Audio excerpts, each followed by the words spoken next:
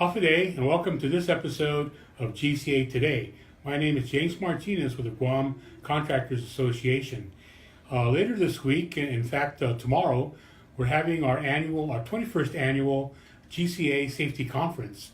And our guest on today's show is Mr. Roger Forstner. He is the area director of the Honolulu area office, and he's here to participate in this year's safety conference. Hafa Day, Roger, and welcome to Guam. I know you've been here before many times, but welcome to the program. This is your first time on GCA Today. As you know, our topic for this year's safety conference deals with OSHA's Fatal 4, which are the top 4 causes of fatalities in the construction industries, which include falls, electrocution, struck by, and caught in between. I know in previous years we concentrated on the fall protection, basically the stand down of fall protection, which OSHA does annually for the last, I think, 3 years now, usually in the month of May. They have a national stand down, but we moved the safety conference to August, and we decided to incorporate 3 other causes for fatalities in the construction industry. And I know you're not new to Guam, and I know you're not new to a lot of the contractors who are out there, but if you just go ahead and just tell me what exactly you do as regional director for the Honolulu area office and your region of responsibility, which I'm probably assuming it includes Guam and probably Saipan as well.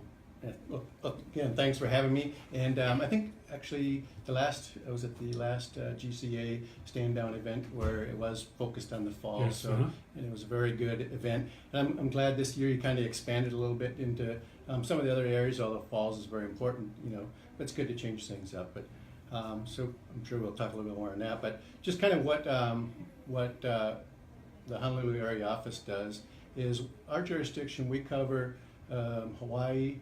In Hawaii, we have more kind of military installations, maritime, in those aspects. And then a lot of our coverage really is Guam, American Samoa, and the CNMI. So a lot of our work is done in the Pacific Islands to ensure the safety and health of employees. And so with that, when we're looking at safety and health, we have to have an employer-employee relationship for us to have jurisdiction. And of course, we don't have any jurisdiction over like the Gov Guam employees. We just cover the private sector or also federal employees, but we don't have jurisdiction over like Gov Guam or those type of employees. So, but those projects that are done by private companies, private construction firms, you do have jurisdiction over those. Right. Those type of projects, not necessarily the employees themselves or the actual agency working on that project.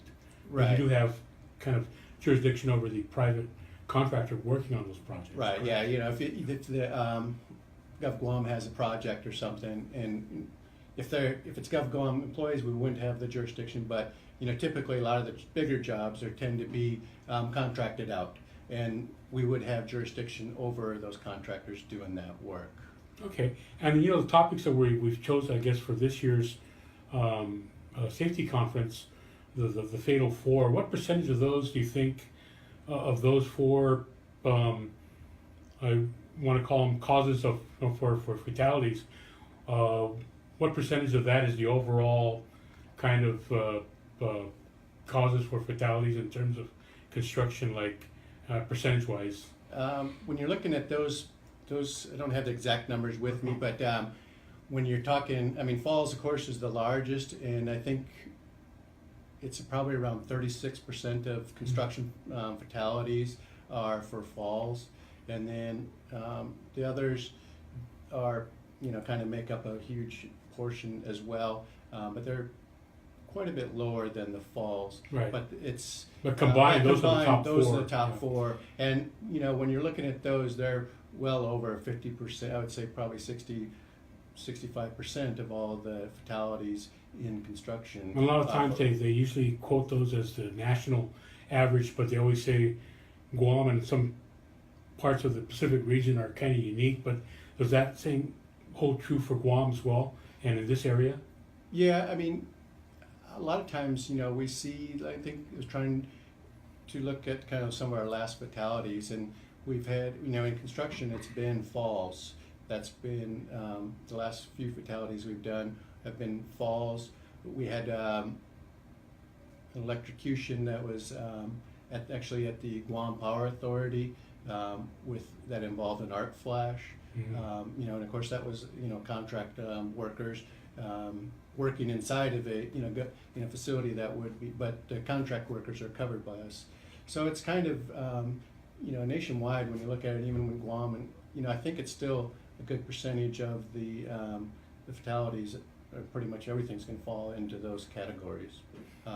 We've had a caught between with facility with a marble slab that somebody got crushed with. Oh, I remember So, the story. Yeah, so he was unloading a container and the marble slab fell on the person. At that point it was kind of a general industry thing because they're unloading it. Sure. But it's still, the same thing can happen in construction, and those type of accidents do happen, and that's why it's good that you kind of focus on all those, because it's kind of, when you look at the numbers here locally, those are like some of the things that have really caused the fatalities here as well.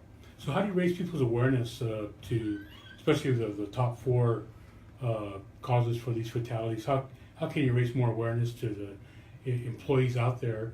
I know that we always talk about a safety culture. It starts at the top, and it goes down to the your frontline employees. But how can you build more awareness and through OSHA and through organizations like us and others to get the word out?